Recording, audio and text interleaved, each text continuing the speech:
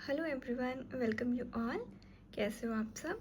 तो आज हम स्टार्ट करेंगे एक्सरसाइज 7.2 और क्वेश्चन 1 है हमारे पास। In an isosceles triangle A B C with A B is equal to A C. तो हमारे पास आइसोस्केलस ट्राइंगल है जिसकी दो साइड्स इक्वल होती हैं, ए बी और ए सी इक्वल हैं, and the bisectors of angle B and angle C intersect कर रहे हैं ईच अदर, एक दूसरे को इंटरसेक्ट करेंगे एट पॉइंट ओ पर। तो फिर ज्वाइन करना है हमें ए और ओ को। तो शो करना है हमें कि जो ओ बी है वो ओ सी के इक्वल है और जो ओ ए होगा वो बाइसेक्ट करेगा एंगल ए को।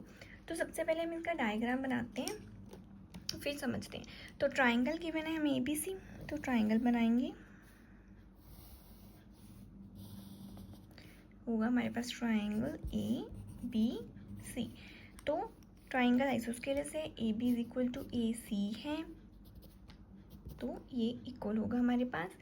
तो नेक्स्ट हमारा जो एंगल बी है और एंगल सी है, इसके बाइसेक्टर, बाइसेक्ट मतलब हाफ डिवाइड, तो मतलब एंगल बी को और एंगल सी को, इन दोनों को हाफ डिवाइड करना है। इनका जो बाइसेक्टर है वो ज्वाइन होगा एट पॉइंट ओ पर। क्लियर?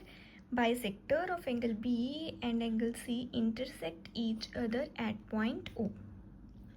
उसके बाद हमने ज्वाइन करना है ए और ओ को। तो हमारा जो डायग्राम है, फिगर है क्वेश्चन का, वो रेडी है। तो अब हम स्टार्ट करते हैं। हम नेमिंग कर लेते हैं कि जी बाइसेक्ट का एंगल है ये 1 है और ये बाइसेक्ट का जो एंगल है ये 2 है।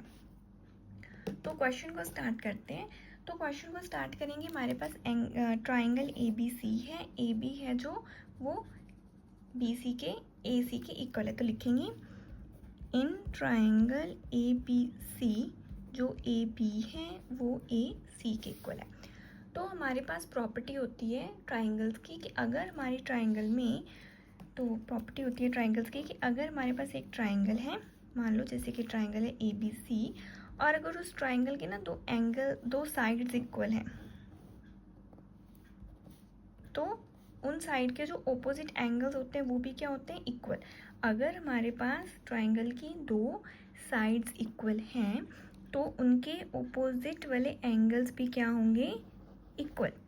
तो हमारे पास ट्राइंगल है ए बी सी, उसकी साइड ए बी ए सी के इक्वल है, तो इनके जो एंगल्स होंगे, मतलब एंगल बी जो होगा वो एंगल सी के इक्वल होगा। प्रॉपर्टी लिखेंगे angles opposite to equal sides are equal। अगर हमारी साइड्स इक्वल हैं तो उनके ऑपोजिट एंगल्स भी क्या होंगे, इक्वल। क्लियर? तो हमने लिखा कि एंगल बी और एंगल सी दोनों इक्वल हैं। तो हमारे पास एंगल बी और एंगल सी के ना बाइसेक्टर हैं। एंगल बी को बाइसेक्ट कर रहा है हमारा ओ बी और एंगल सी को बाइसेक्ट कर रहा है ओ सी। तो लिखेंगे O B and OC are the bisectors of angle B and angle C। तो ये क्या है, बाइसेक्टर्स हैं, मतलब हाफ डिवाइड कर रहे हैं। तो एंगल B का हाफ इक्वल होगा एंगल C के हाफ के। क्लियर? तो जब हम एंगल B को हाफ करेंगे तो हमारे पास क्या बचेगा, एंगल 1। जब एंगल सी को हाफ करेंगे तो हमारे पास बचेगा एंगल 2। क्लियर? तो हमारे पास अब एंगल 1 और एंगल 2 इक्वल है। अगेन हम प्रॉपर्टी को रिवर्स करेंगे। तो पहले हमने लिखा था कि अगर हमारे पास ना दो साइड्स इक्वल हैं तो उनके एंगल्स भी इक्वल होंगे। अब जब हमारे पास दो एंगल इक्वल हैं तो उनकी साइड्स भी क्या होंगी, इक्वल। तो एंगल ए इक्वल है तो ओ बी, एंगल 2 के इक्वल है तो ओ सी। तो हम लिख सकते हैं कि ओ बी इक्वल होगा हमारा ओ सी की। प्रॉपर्टी लगेगी कि sides opposite to equal angles are equal. Clear? तो इसी के साथ हमारा जो फर्स्ट पार्ट है क्वेश्चन का वो होता है कंप्लीट।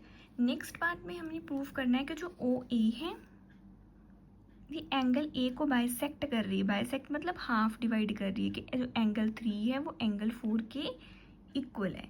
तो हमें ये चीज़ प्रूफ करनी है। बाइसेक्टर मतलब हाफ डिवाइड, कि एंगल 3 इक्वल है एंगल 4 के।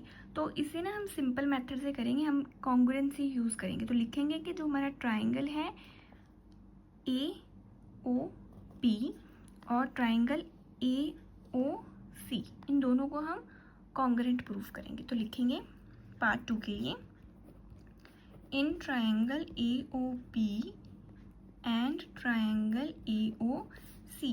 तो इसमें से ओ ए और ओ ए हो जाएगा हमारा कॉमन पॉइंट। नेक्स्ट हमारा ओ बी और ओ सी, ये हमने अभी प्रूफ किया है कि जो ओ बी है वो ओ सी के इक्वल है। इसका रीज़न होगा हमारा प्रूव्ड अबव। नेक्स्ट हमें गिवन है कि जो ए बी है वो ए सी के इक्वल है। तो हम लिख सकते हैं इस ट्राइंगल का ए बी इस ट्राइंगल के ए सी के इक्वल है, और ये पार्ट है हमें गिवन। क्लियर। तो अब हम लिख सकते हैं कि जो हमारा ट्राइंगल है ए ओ पी वो कॉन्ग्रुएंट है ट्राइंगल ए ओ सी के साथ by side side side rule. Clear. अब जब हमारा ये ट्राइंगल और ये ट्राइंगल कॉन्ग्रुएंट हो गए तो हम एंगल 3 और एंगल 4 को इक्वल लिख सकते हैं बाय सिम्प्लिसिटी। तो लिखेंगे angle 3 is equal to angle 4 by simplicity, कि जब ट्राइंगल कॉन्ग्रुएंट हैं तो सभी पार्ट भी क्या होंगे, इक्वल। तो इसी के साथ हमारा क्वेश्चन नंबर 1 होता है कंप्लीट। होप आपको क्वेश्चन 1 बहुत अच्छे से समझ आया होगा, कोई डाउट नहीं रहा होगा। अगर आपको किसी भी पॉइंट पे कोई डाउट है तो आप वीडियो को रिवर्स करके उस डाउट को आराम से दोबारा से क्लियर कर लेना। चैनल को सब्सक्राइब भी कर लेना। Thanks for watching.